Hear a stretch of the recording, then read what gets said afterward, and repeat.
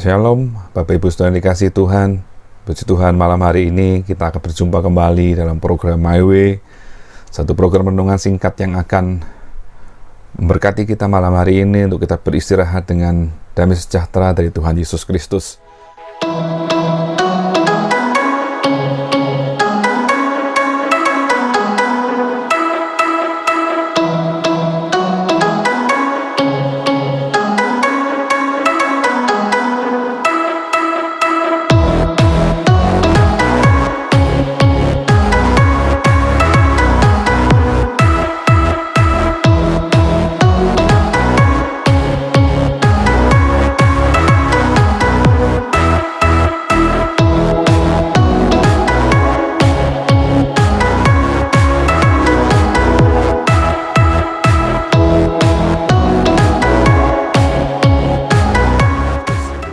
Puji Tuhan, malam hari ini saya akan membahas satu tema yang cukup menarik, di mana tema kebenaran firman Tuhan ini juga menjadi berkat dalam kehidupan saya, yaitu kita akan bahas satu topik tentang cukupkanlah dirimu dengan apa yang ada padamu.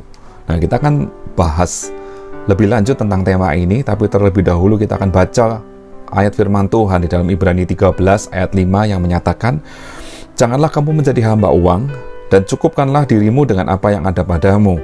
Karena Allah telah berfirman, Aku sekali-sekali tidak akan membiarkan engkau, dan Aku sekali-kali tidak akan meninggalkan engkau." Puji Tuhan, di saat-saat seperti ini, banyak orang yang memikirkan tentang kehidupan mereka. Bahkan mereka selalu merasa kurang dengan kehidupannya. Karena memang manusia memiliki satu keinginan untuk meraih, mencapai apa yang saat ini mereka tidak punya, tapi mereka melihat orang lain punya. Nah, mari kita akan belajar dari sudut pandang yang lain tentang kebenaran firman Tuhan ini. Bahwa firman Tuhan menyatakan bahwa kita harus belajar untuk mencukupkan diri kita dengan apa yang kita punya. Lalu, apa yang ada dalam diri kita masing-masing saat ini? Mari kita melihat di dalam kehidupan kita masing-masing. Mungkin yang pertama kita akan melihat, ada berapa banyak harta yang kita punyai? Ada berapa banyak kekayaan yang kita punyai? Ada berapa banyak mungkin harta benda yang kita miliki? Apakah kita sudah memiliki mobil, ataukah motor, ataukah rumah, ataukah apapun, atau kita belum memiliki semua itu? Tapi mari kita bersyukur dengan apa yang kita punya. Lalu yang kedua, coba kita lihat berapa banyak keluarga yang ada di sekitar kita. Ada ayah, ibu, kakek, nenek, mungkin saudara kandung kita, saudara sepupu kita, keponakan, dan yang lain-lain. Itu semua ada di dalam diri kita. Dalam kehidupan kita, mereka selalu ada. Lalu apalagi yang ada dalam hidup kita ini? Kalau kita melihat, ada berapa banyak ilmu yang sudah kita pelajari.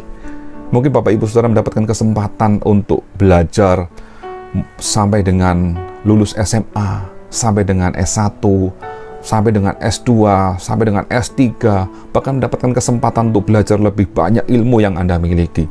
Atau mungkin di satu sisi kita melihat ada orang-orang yang tidak bisa bersekolah, tidak memiliki pendidikan apapun, tapi itu yang ada di dalam kehidupan masyarakat dan kita semua.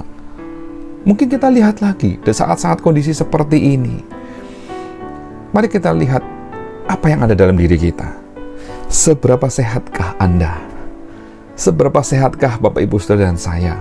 Bukankah di saat-saat kondisi yang menuntut kesehatan lebih banyak, kita bersyukur karena Tuhan masih memberi kita kesehatan yang luar biasa.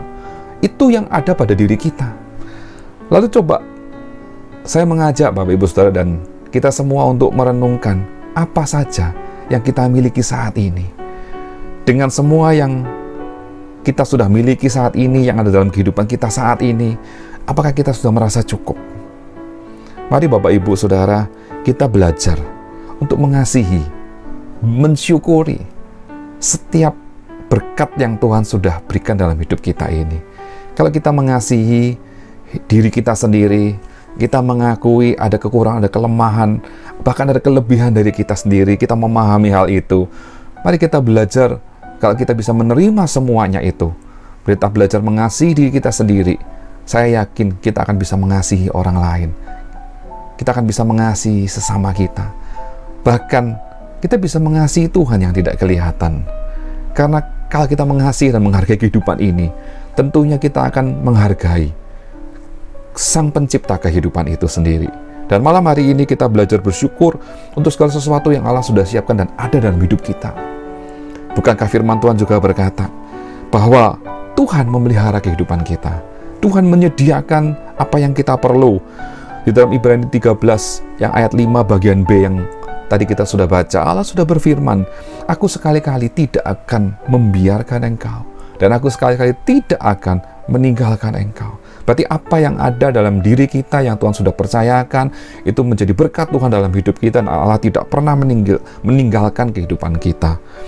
Dan itu harus terus dipertahankan, supaya saat kita mengucap syukur, kita menyadari keadaan kita, iman kita kepada Tuhan terus akan bertambah dan bertumbuh, sehingga kita memiliki kekuatan untuk menjalani kehidupan ini, seperti keteladanan Rasul Paulus, di mana kita akan baca ayatnya di dalam 2 Korintus 12 ayat 9a, yang menyatakan, tetapi jawab Tuhan kepadaku, cukuplah kasih karuniaku bagimu, sebab justru dalam kelemahanlah kuasaku menjadi sempurna.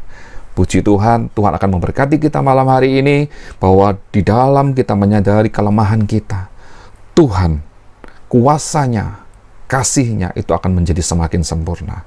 Tuhan Yesus memberkati kita malam hari ini. Selamat beristirahat. Tuhan Yesus memberkati. Amin.